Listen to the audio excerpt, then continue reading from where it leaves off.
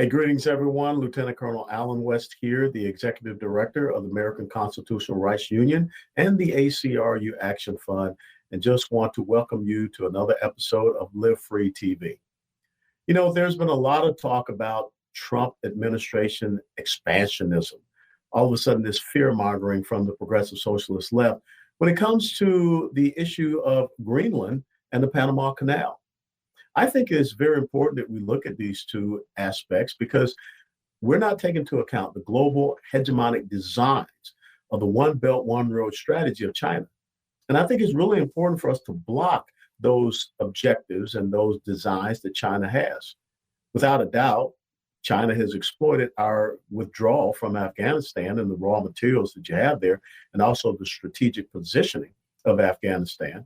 And so I think it's important that we look at doing the exact same thing and making sure that we're thwarting the efforts of China and Russia to include right here in our own hemisphere. You know, there's still that thing out there called the Monroe Doctrine, which speaks out against any foreign entities seeking to, impart themselves into this hemisphere.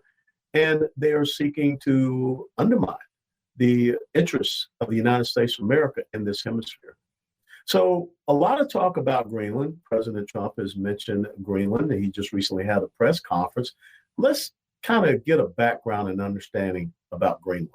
I'm not going to commit to that. U.S. President-elect Donald Trump on Tuesday declined to rule out military or economic action as part of his desire to have the U.S. take back control of the Panama Canal and acquire the Danish territory of Greenland. No, I can't assure you on either of those two. But I can say this. We need them for economic security. The extraordinary statement came as Trump further outlined an expansionist agenda 2 weeks before he is sworn into office on January 20th in Washington. Well, we need Greenland for national security purposes. I've been told that for a long time, long before I even ran. Trump suggested he would impose tariffs on Denmark if it resists his offer to purchase Greenland, which he said is vital to U.S. national security. Denmark has said Greenland is not for sale. Aya Chemnitz is a Greenlandic member of the Danish parliament. It's a question of whether should we maybe collaborate a bit more with the US. We shouldn't be bought by anyone because Greenland is not for sale and Greenland will not be for sale, but we can have a closer collaboration on business development with the US. Her comments come as Trump's eldest son, Donald Jr., on Tuesday, arrived in Greenland's capital Nuuk on a private visit.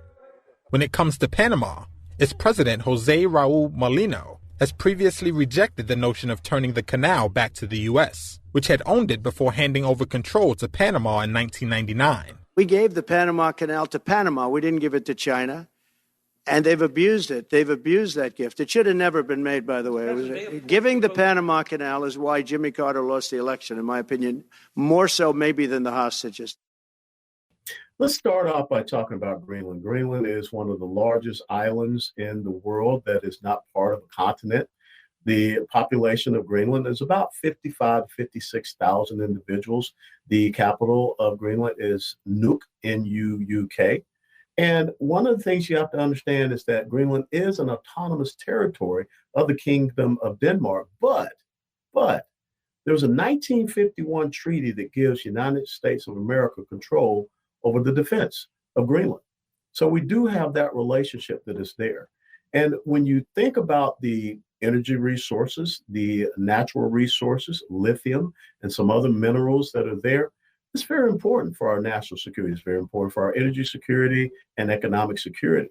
And I think that we should be looking at the potential of bringing Greenland under the, protection of the United States of America. And we can work with Denmark in doing this because, once again, this is about making sure that we thwart the efforts of China and Russia, the real expansionist designs of these two geopolitical foes against the United States of America, which leads me to talk about the Panama Canal.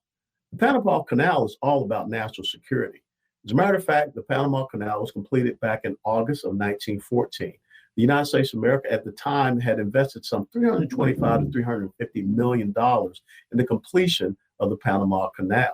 There were some 5.6 to almost 6,000 lives that were lost there due to disease and some of the other issues because it is a highly mosquito-infested jungle area where this construction was being done.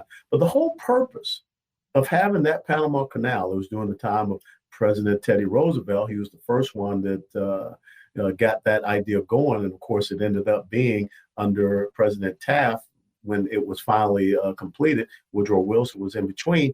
But this was all about being able to transition our naval forces from either the Atlantic over to the Pacific or vice versa. Now, the first ship transited through, like I said, in August of 1914. And that intent and design of the Panama Canal came to fruition after the attack of Pearl Harbor, when we had to transition U.S. naval resources and vessels from the Atlantic over to the Pacific because of what happened December the 7th of 1941 at Pearl Harbor.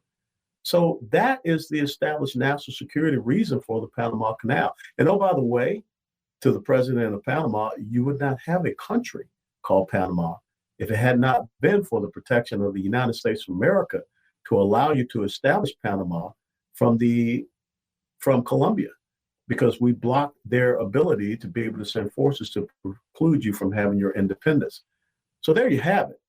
The country of Panama exists because of the United States of America. The Panama Canal exists because of the United States of America, and it was built for national security purpose. Now, we want to talk about the Panama Canal is not for sale. Well, how did we get Chinese contractors operating the Panama Canal? I mean, I understand that President Carter went into an agreement with President Trujillo back in 1977, and then 22 years later, 1999, the Panama Canal was turned over to Panama. Once upon a time, we even had a U.S. military base down in Panama. We even had members of I believe, the 6th Infantry Division or the 5th Infantry Division that operated down in Panama. We used to have a jungle warfare school down in Panama. If I recall correctly, even John McCain was born, his dad was a naval officer down in the Panama Canal zone. So what has happened? This is not about expansionism, but it's about making sure that the United States and its national security is protected, especially when you see the incursions of Russia into this hemisphere, when you see the incursions of China into this hemisphere. So I don't think that this is something that is some wild-eyed expansionist view of the Trump administration. This is about protecting the United States of America. This is about making sure, once again, our economic, our energy, and our national security is being adhered to. And furthermore, I would think that any U.S. flagged ship that is seeking to go through the Panama Canal should not have to pay, since, after all, it was the United States of America that built it. And after all, it was the United States of America that allowed Panama to have its independence. So going forward, I don't know about military action. I don't think it will ever come to that. But without a doubt, I think that there is an opportunity to put some type of diplomatic pressure on Panama, especially, to make sure that the interests of the United States of America are being taken into consideration in the operations of the Panama Canal because of its national security posture and interests of the American people and the United States of America, which is why it was built.